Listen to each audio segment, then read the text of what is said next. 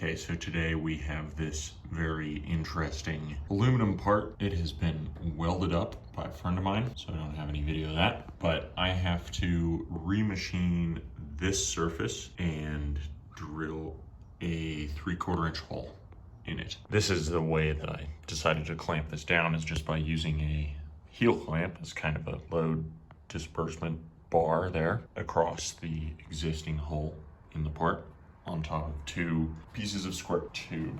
And so what I'm going to do here is I'm going to come down and I'm going to touch off on this surface and then machine this flat first.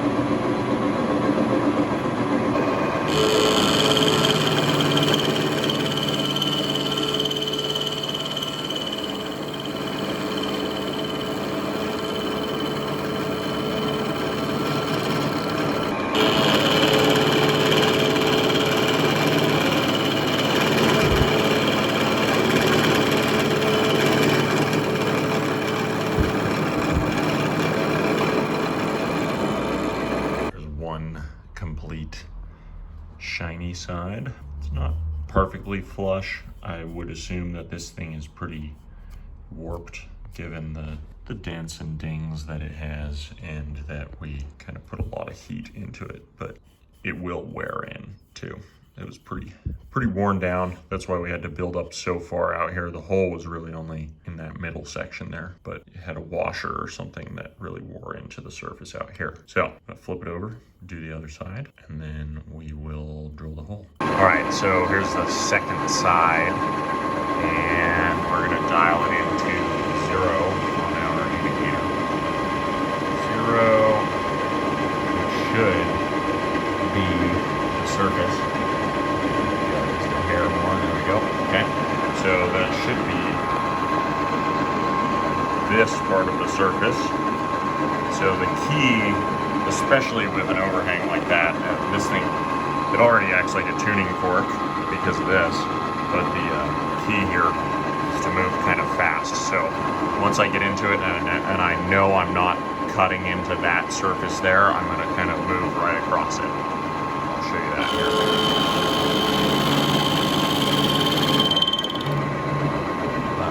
How much did I take off there? It's not too bad, so we're gonna run right across.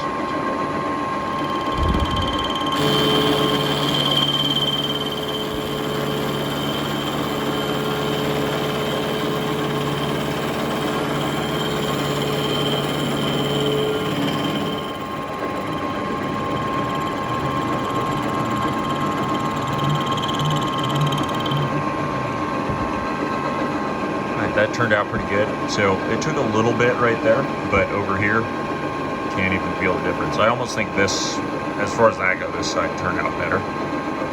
Might need to just hit this with a giant grinder a little bit or something to clean those up, but for what it is, it's pretty good. It's time to drill the hole in this.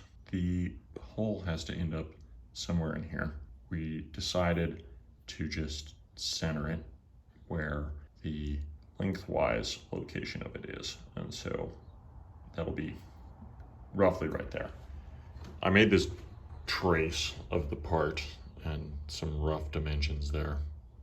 It's about 675 thousandths to the edge of the hole is what I measured, so don't take this as the correct way to do a drawing, but anyways, it was 1 inch from the end, and so what I'm going to do here is I'm actually going to take a height gauge and I'm going to measure 1 inch up, and I'm going to scribe a line across, and then I'm going to take calipers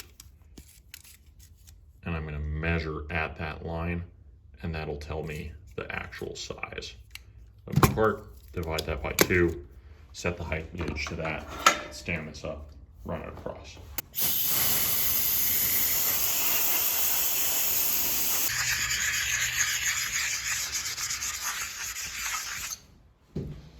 Apparently that works pretty well for rust removal. Set the height gauge to 1 inch here, so right now it's at 0.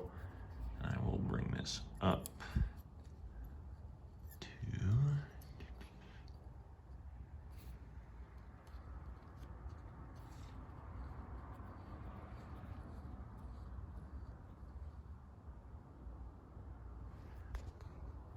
got 1 inch on our scale, 1 inch on our dial.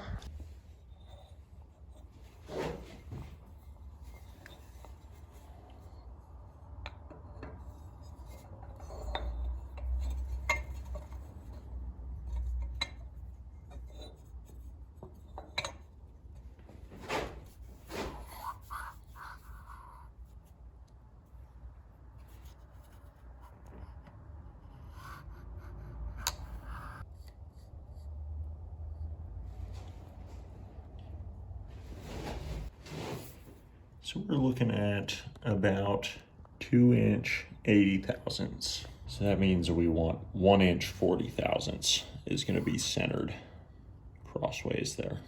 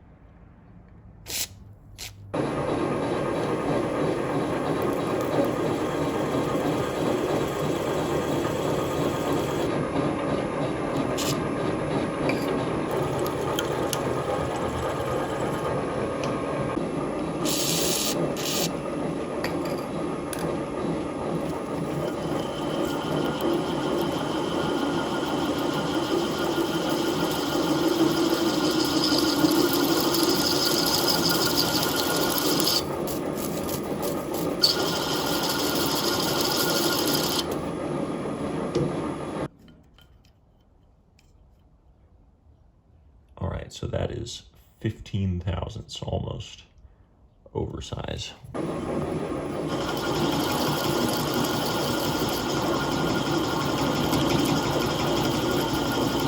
So as you can see, we're here. There's a cavity in there, which I was aware of. Hopefully, it cleans up for the most part. Doesn't cause us too many problems.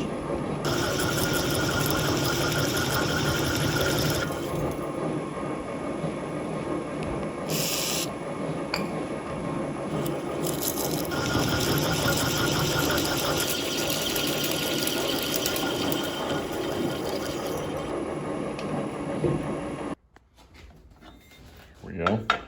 Still need to clean this up with a little bit of sanding.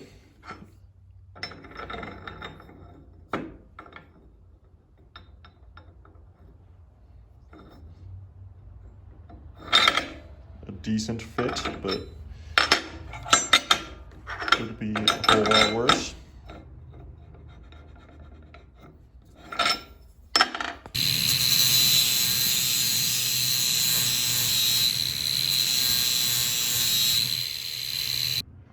All right, if you can't tell, because of the super good contrast here, there is a complete aluminum part here. Fully built up and remachined to an acceptable degree of accuracy and precision for what it is. I assume it will show up back here in a couple years with the same slotted via the bolt and loose parts method. So, but until then, they'll have a pretty nice part.